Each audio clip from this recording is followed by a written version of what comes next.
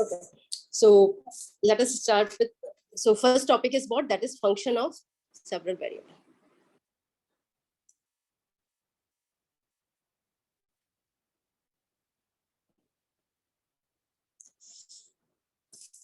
So function of several variable means what? You've already studied about function of one variable. We are talking function of one variable.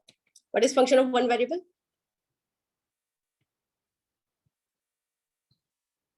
We are talking about like y equal to fx. So a function that is of one variable only, then it is called function of one variable. Like you have already studied about, suppose this is x-axis, this is y-axis, and we can also write y equal to fx. You have already learned about limit, continuity of the function of one variable, limit, continuity, differentiability, etc.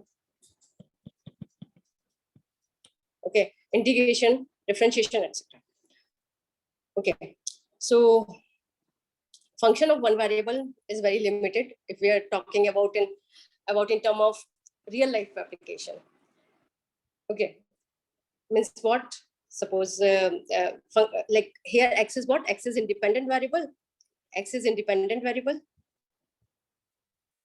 and y is dependent on x.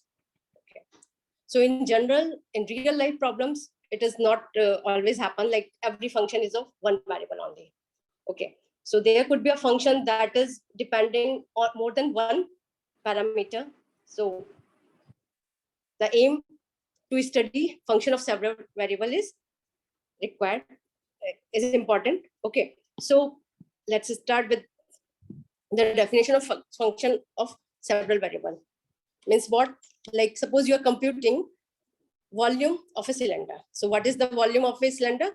1/3 pi r square h. So here, if you see in the right hand side, you are having 1/3, that is a constant, pi is a constant, r is the radius of the cylinder, and h is what? That is height of the cylinder. Okay, so there are two variable r and h on which this volume depends. There are two variables r and h on which this volume depends. So r and h are independent variable. Right. Okay, and b is the function of r and h here. B is the function of r and h. If you are making any change in r or h, this volume will change. So we can say here b is the function of two variables. B is the function of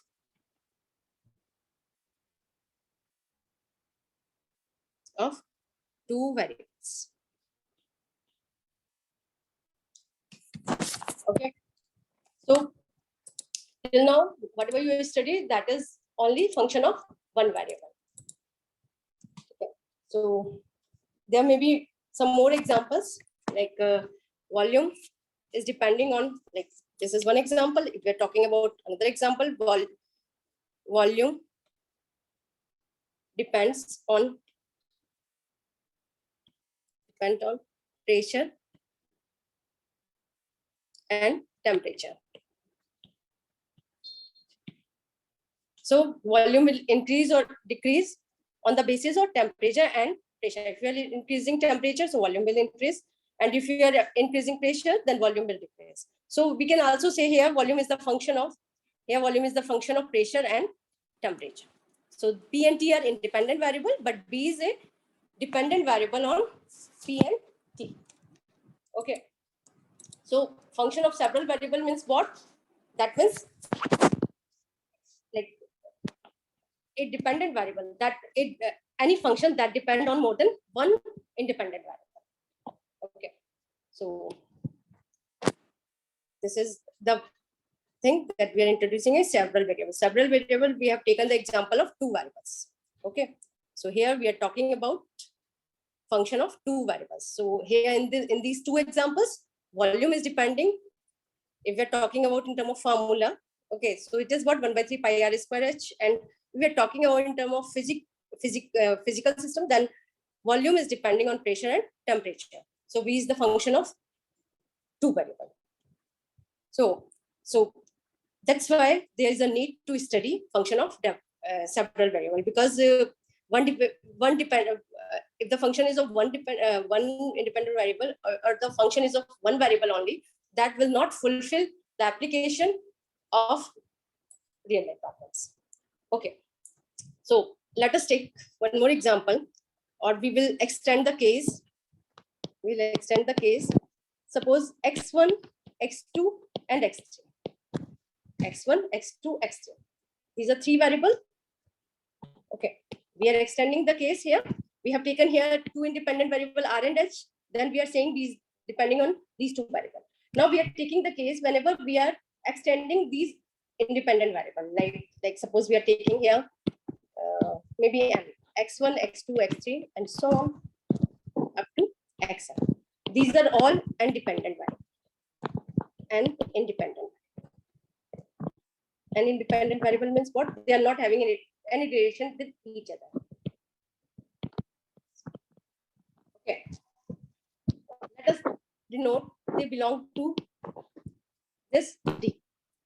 So these are independent variables. Those are belonging to the set D. That okay. So D is what? That is the set of all n independent variables.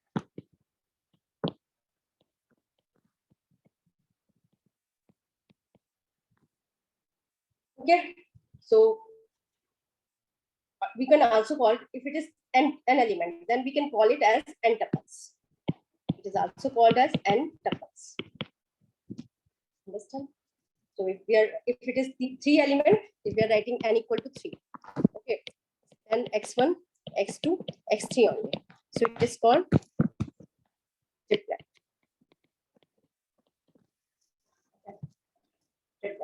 If it is n, then we are calling it n tuples. So n could vary from 2 to any number. Okay. So now, if we are writing W equal to f is the function of these n tuples, x1, x2, x3, and xn. Okay, whatever the output is coming, that we are denoting by W. Okay, so we can say W is what? W is what? That is the relation that we are getting by applying some function. So f of x1, x2, x3, suppose the relation that we are using, like from f to f is a function from D. D is what? That is the set of all n tuples. Okay, and up to R. R is what? That is real number. Any real value. Okay, any real value. D is what? That is the set of n tuples. And we are defining a relationship by the function f. We are calling it as, this is T, this is R. Okay, this is your D. This is called domain. Domain is what? That is containing n elements. x1, x2, x3, up to xn. And R is what? That is the output we are getting after applying this function f. Okay, so we are calling it as x1 square plus x2 square. This is the relationship, xn square. So you are applying this function x1, x2, x3. These are all input.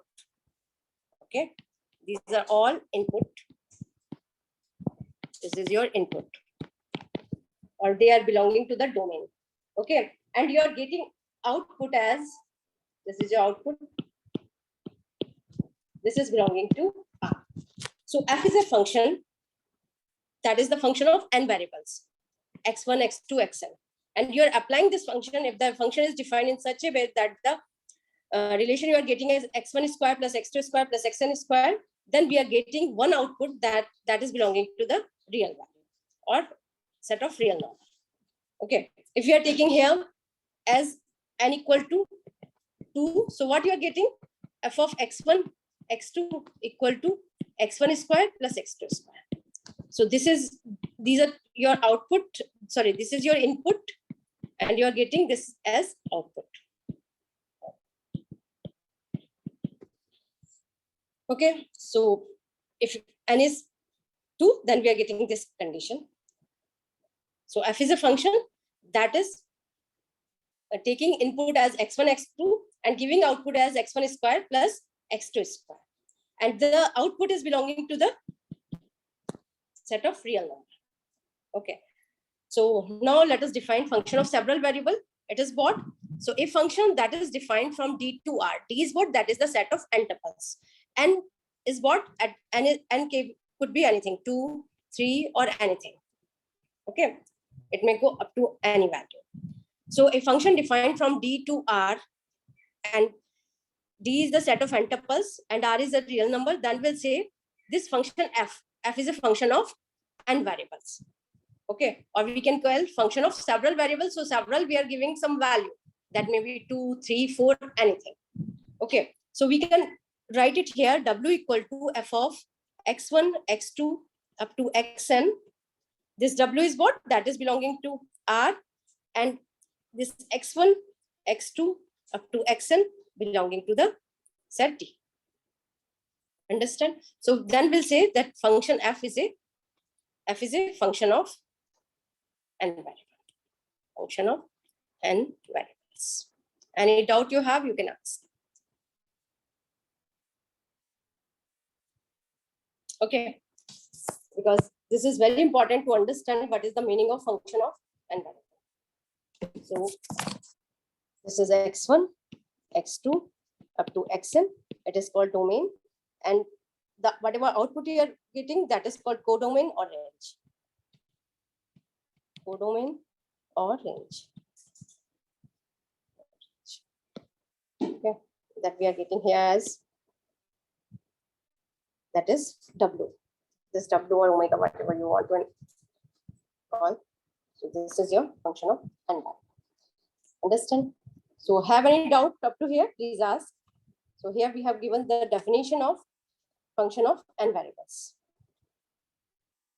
Okay. No doubt, man. Perfectly understandable. Okay. Now, next is what? As I've already discussed, like if we are taking the case whenever n equal to 2. So suppose if we are taking the case n equal to 2. So f of xy or f of x1, x2, whatever you want to write. F of x1, x2 equal to x1 square plus x2 square. So this is input, I already told you, and this is belonging to what? This input is belonging to R square. R square means what? R square means like you can understand it, like you may get confused with R square. That means we are making the square of R, but it is not the case if we are writing x1, x2 in this form, x1 and x2. That means what we are saying, it is belonging to R cross R. So this x1 is belonging to R, this is R, x2 is also belonging to R. So we can also say it is R square. Okay, so if I'm writing any element is belonging to R square, that means you should understand the element form is what? It is doublet, like it is in the form of x1 or x2. If I'm saying any element, maybe suppose Z is belonging to R3. So what is the meaning of this Z? So this Z is having 3 components, x1, x2, and x3. This is belonging to R cross R cross R. Or in general, we can write it as R2. Okay, if I'm saying this Z is belonging to Rn, so that means what? This Z is containing n elements or n component, x1, x2 up to xn. So it should be clear. That is Rn. Okay, so this is important because you may get confused whenever you will study this chapter.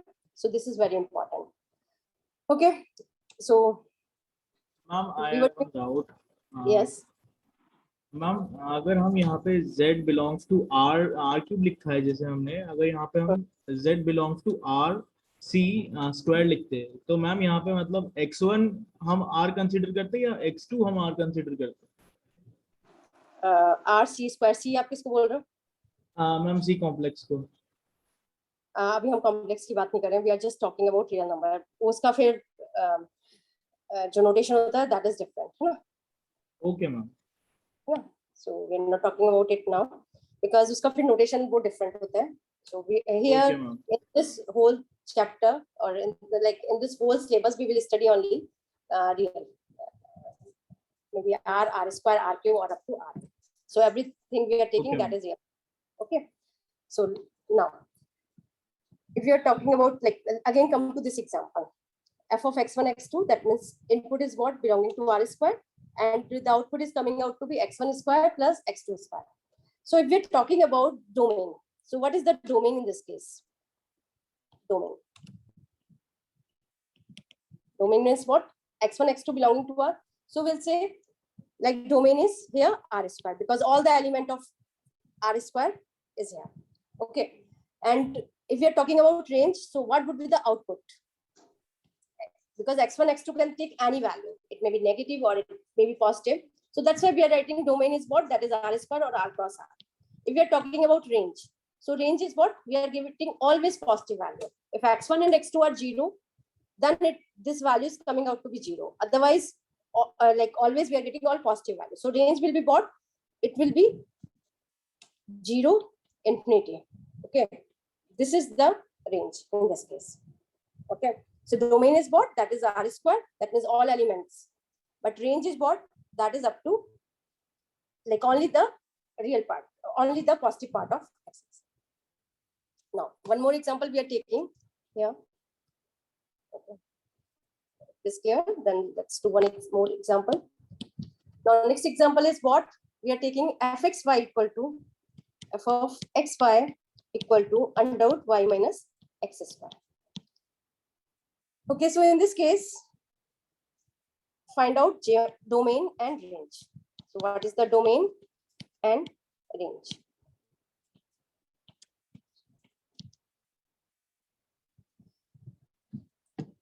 So fxy, it is the function of two variable y minus x square.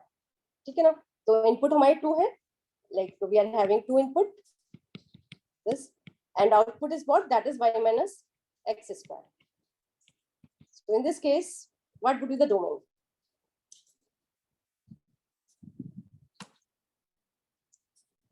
This function is defined whenever the value inside the square root is greater than 0. If it is less than 0, so in the square root, negative sign is not allowed for real case. So that's why we are taking domain whenever y minus. So for finding domain, what we'll do, or we'll compute like y minus x square should be greater than or equal to 0, because 0 is allowed inside the square root. So it should be y minus x square. Okay. It should y minus x square should be greater than or equal to 0. So this implies that y should be greater than or equal to x square. Okay. So what is the domain here? I'm all positive. Yeah. Y should be greater than x square. So domain is what? That is, there should be condition. So the second component, like if we're writing x and y, okay. So these what x and y says that y should be greater than or equal to x square. So there is a restriction for the domain. Okay, y should be greater than x square. If it is not so, then this function will not be defined. Okay, so domain is what? That is y is greater than or equal to x square. So this is your D. This is the case.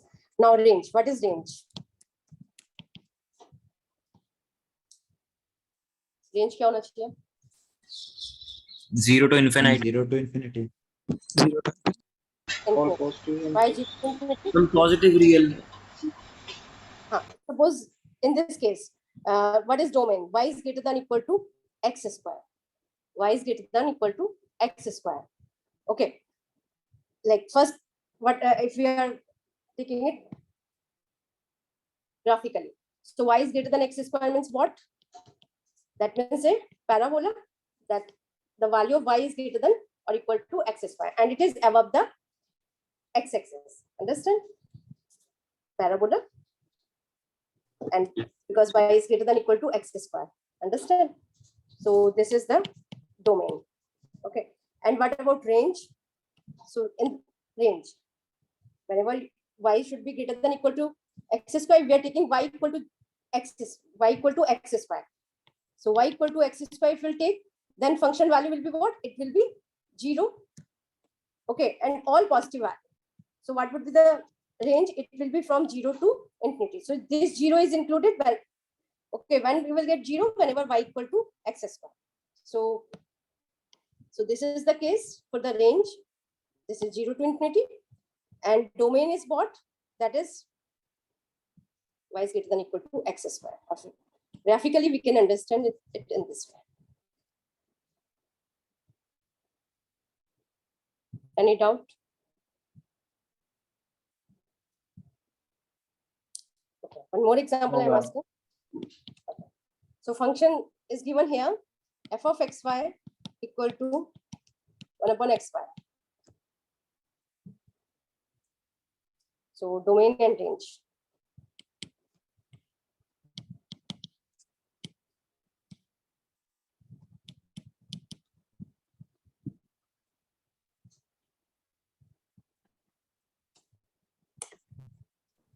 Ma'am, Function xy should be greater than 0. Pardon? Xy should be greater than 0. Yeah, xy should be greater than 0 or less than 0 could be, is that also possible, no? So xy should not be equal to 0. Equal to 0. Xy should not be 0. Otherwise, it should be, it may take a negative value also. Negative positive values are possible, but xy domain should not be 0. No? So function is possible only whenever this is the restriction. Okay. So xy should not be equal to 0. Okay. So xy is not equal to 0. Even one of the variable, either x or y is equal to 0, then also function will not be defined. Okay. So what would be the case if we understand it graphically? Then x-axis and y-axis should not be there. So x-axis, sorry. So x-axis and y-axis should not be there. Okay. Otherwise, everything should be there. Okay. So domain will be what? Whole r square and excluding x-axis and y-axis. X-axis and y-axis. This is your domain. So we can exclude x-axis and y-axis, okay, from this domain. Then only the function will be defined. What would be the range? Real. Yes. Real minus R excluding 0. R excluding 0. Why? Because you can never get 0. Okay, we put any value of x and y. Okay, for any value of x and y, we cannot get 0. Okay. Ma'am, range is, so we could also not get infinity, right? Because we're not taking x or y axis as input. x and y, we can take large value of x and y. No? We can take any large value of x and y. But infinity means what? That means the very, very large value. Infinity is not self a number. It is not self a number, no? All right, ma'am. Okay. Okay. So what is your range? It is R minus 0. r minus 0. Okay. Now, one more example we can do. Simple. Like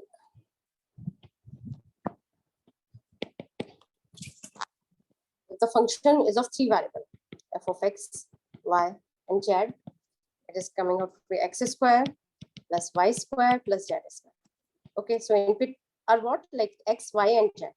Yeah, this is the function of 3 variables. So this is your input belonging to R cube. Okay, so in this case, what would be the domain?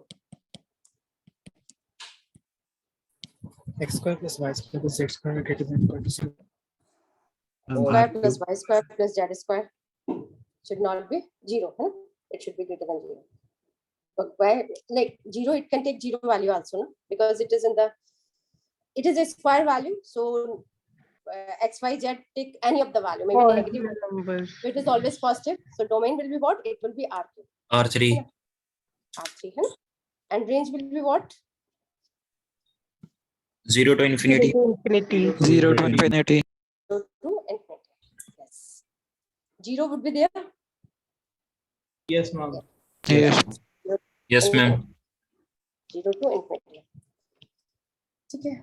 Similar kind of question again I can ask. I'm taking now, it is in the denominator. 1 upon x square plus y square plus z square. Then domain will be what? Now it's easy. And range.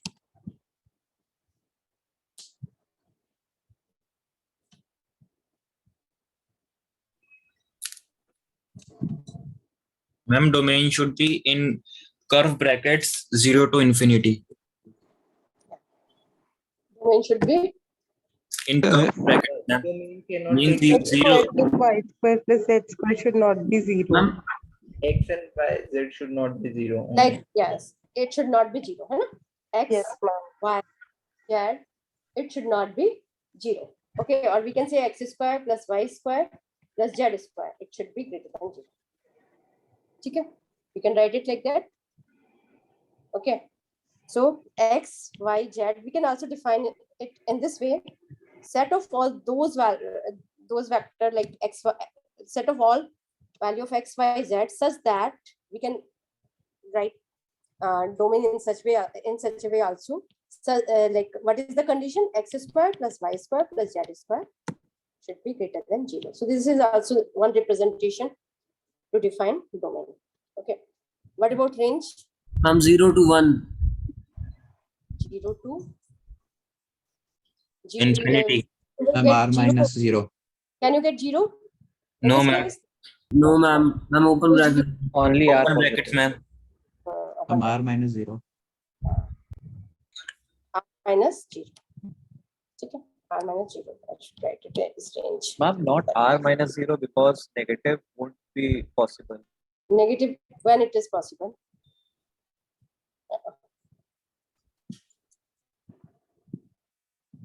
Positive R, no? R plus minus 0, you can say. 0 is not included, so we can say like 0 to infinity. Okay. Yes, ma'am. Yes. Okay. R plus means like Yes, we have to ma'am. get. Okay. So I think the concept of function of several variables is clear. Except that if you have any doubt up to here, please ask. Otherwise, I'm going to introduce next definition. Let us discuss about the limit. You all have already studied about the limit in your class. What is limit? When the function fx function is of one variable. Okay, if function is of one variable.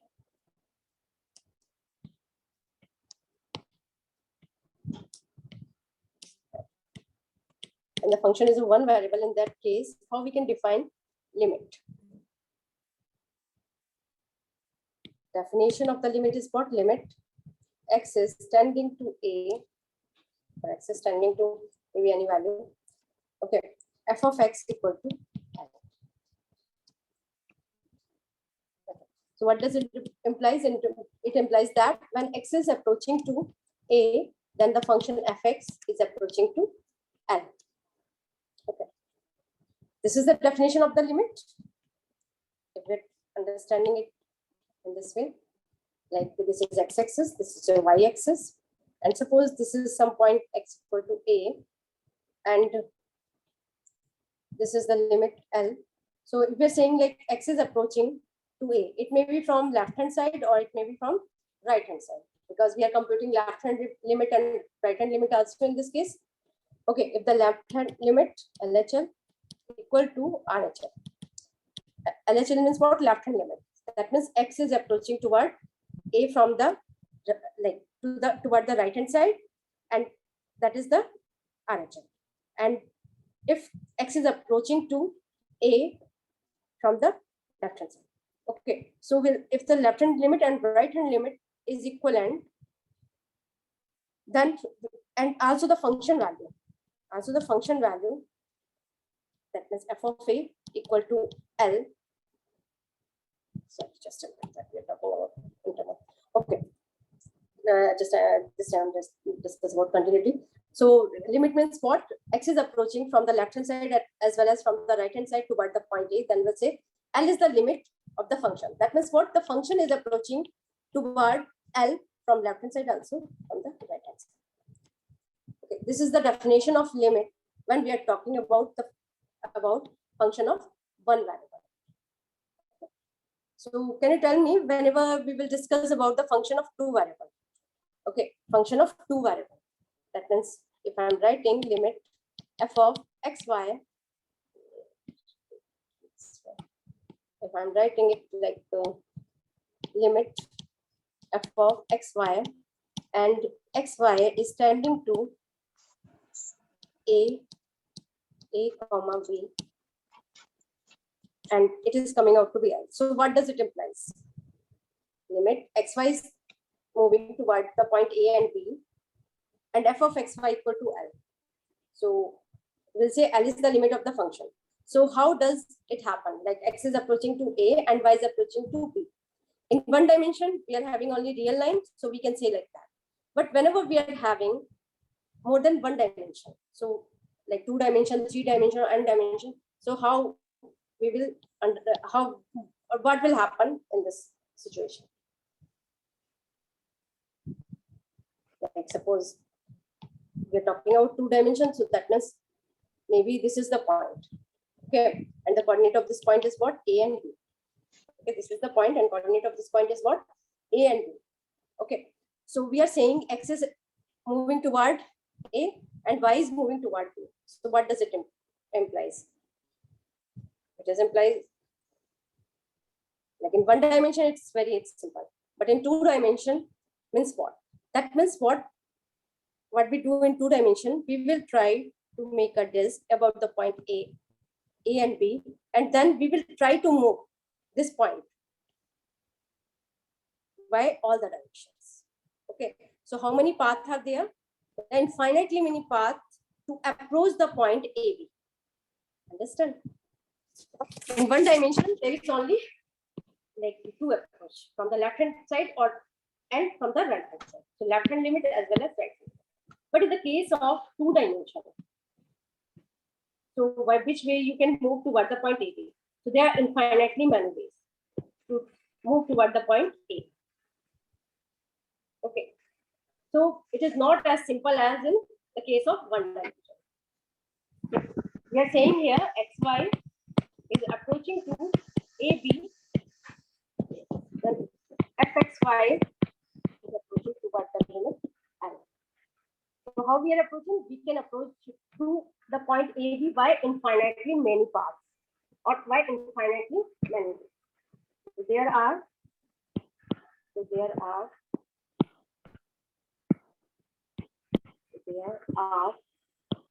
infinitely many ways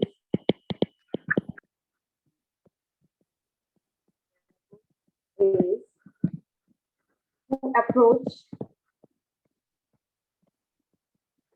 the point AB. So the approach of one dimension will not work there. So what to do in this case? So we can move toward the point AB by any of the paths, and then we'll check by 2 different paths or by n different paths we are getting same limit or not. If we are getting different limits, then we'll say limit does not exist. Okay. In this case, if you are getting left hand limit is not equal to right hand limit, then we'll say limit doesn't exist. So in 2 dimension or more than 2 dimension, what we do, we will try to move toward the point AB by different paths.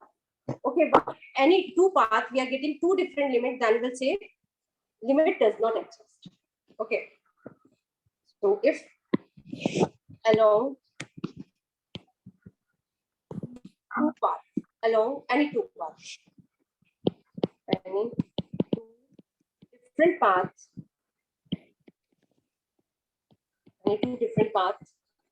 limits is coming out to different, limit is different, and we say limit does not, limit of the function fxy does not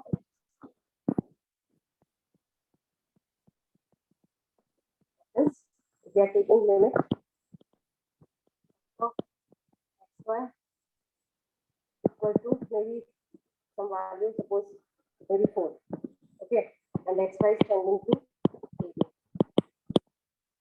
And by some, maybe we are taking some path y equal to 2x. I will explain this later. And limit f of xy, we are getting xy is approaching to AB. At the path y equal to x, it is coming out to 5. So we are getting 2 different limits. So that means limit does not exist. What does it mean by y equal to 2x and y equal to x? That means for this point. We're talking about distance, and this is the point, this is your point AB, and we are moving toward the line y equal to x. Maybe like we are moving by the line, suppose y equal to x line, and y, this is another line y equal to 2x line. Okay. Or we can say we are taking any line, maybe it's better to take mx. So m could be anything. It may be like 1 by 2, 2, it could be anything. And accordingly, like this line may move. Okay. So what will happen?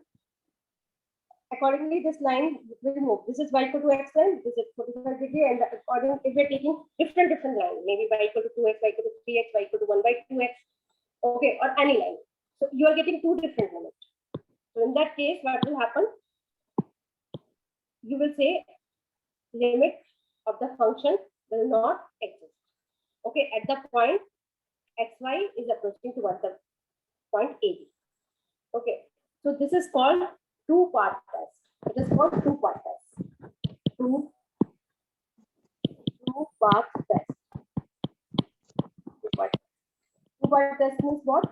We will try to approach toward the point AB by two different paths.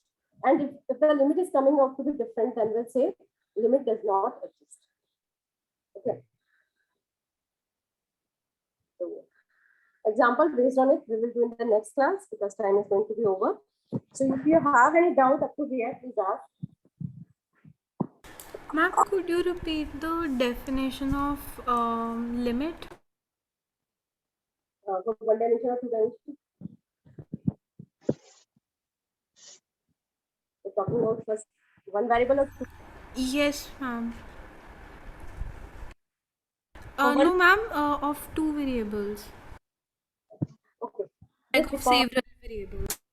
to do in limit, like in one variable, if you want complete limit of the function at some point A, okay, at A, x is approaching toward A, so x is approaching toward A from the left hand side and from the right hand side, and value is coming out to be same, then we'll say L is the limit of the function.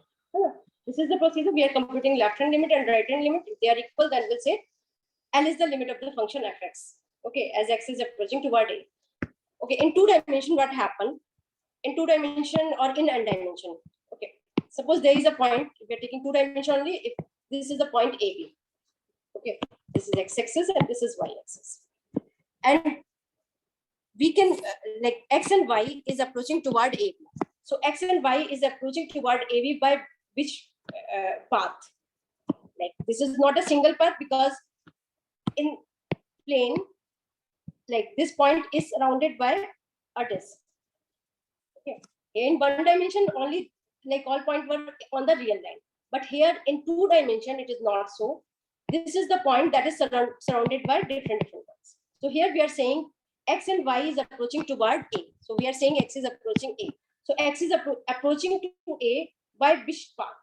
There are not many paths for x. Okay, so we will approach to this point by number of ways, the infinitely many ways, so that we can approach toward the point AB. Okay, so that's why there are too many paths. So we can say y equal to 2x. So y equal to 2x, ultimately x is approaching toward A, so y is approaching toward B. That means what? We are replacing y by 2x. So that means this line is approaching toward B. Okay, so x is approaching B upon 2 for the case when y equal to 2x. Understand? So in two dimension, it is not a single line. So we are moving toward the point by different paths. So there are infinitely many ways to reach toward the point AB. So that's why if we are getting any two limit different, then we'll say limit does not exist. Understand? How will how you will approach toward the point AB? There is not a single part to approach toward the point because this point is surrounded by a disk. Like there are not many points surrounding this point. Okay. But in one dimension, it was surrounded by only this interval. But in two dimension, it is surrounded by a disk. That's why there are not many paths, infinitely many paths to move toward the point AB. So यहाँ पे हम ये नहीं बोल सकते हैं कि ये एक ही पाथ है, एक ही साइड से हम जा रहे हैं. We are moving toward this point by infinitely many ways. So this is the approach whenever we are finding limit of the function in n dimension or n maybe 2, 3 or whatever. Understand?